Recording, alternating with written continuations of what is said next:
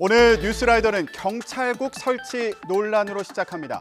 행정안전부가 외청인 경찰청에 대한 직접 통제에 나설 것으로 보입니다.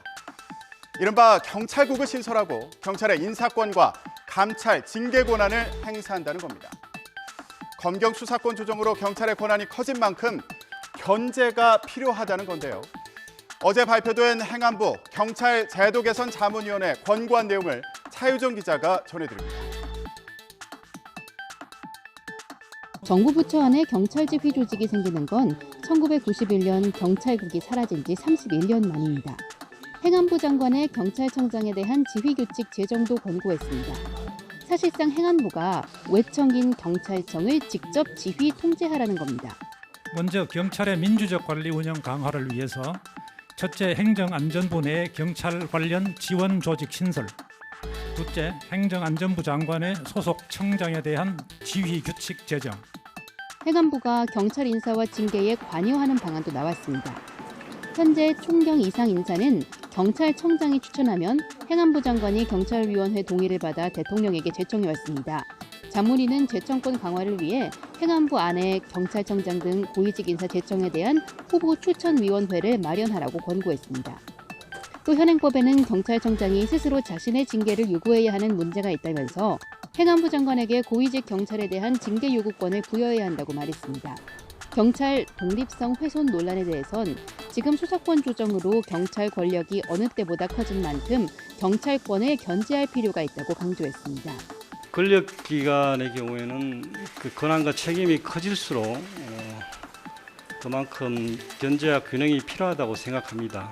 경찰의 독립성이 있다고 해서 견제할 수 있는 그런 장치는 필요하다고 그렇게 생각합니다.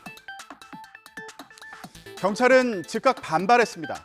경찰 길들이기라는 비판도 거세고요. 또 경찰의 내부 견제 장치도 충분한 만큼 정부 직접 개입은 적절치 않다는 건데요. 경찰의 독립성과 중립성 훼손 논란이 커지고 있습니다. 자, 오늘 운명의 날을 맞은 인물이 있습니다.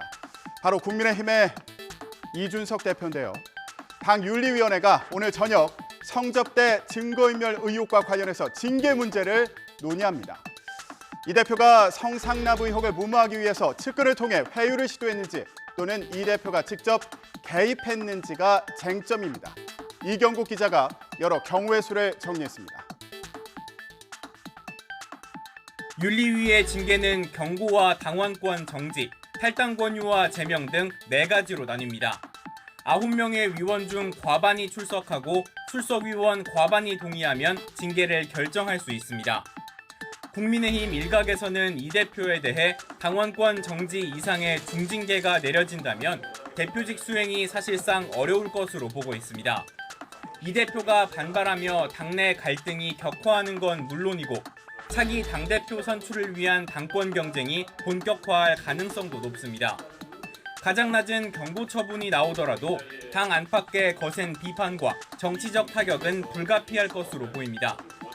다만 윤리위가 정치적 후폭풍을 고려해 징계를 내리지 않거나 판단을 미룰 여지도 남아 있습니다.